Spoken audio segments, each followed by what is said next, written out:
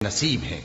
और अगर तुम्हें शैतान की जानिब से कोई वसवसा पैदा हो तो अल्लाह की पनाह मांग लिया करो, बेशक वो सुनता है, जानता है।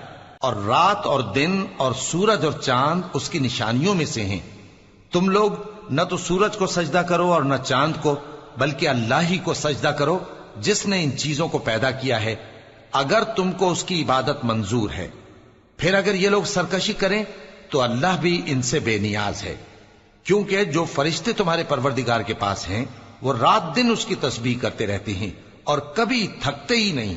और ए बंदे, ये उसी की कुदरत के नमूने हैं कि तू जमीन को दबी हुई यानी खुश्क देखता है, फिर जब हम उस पर पानी बरसा देते हैं तो वो शादाब हो जाती और फूलने लगती है। बेशक वो जिसने जमीन को जिंदा किया वही मुर्दों को जिंदा करने वाला है। बेशक वो हर चीज पर कादिर है।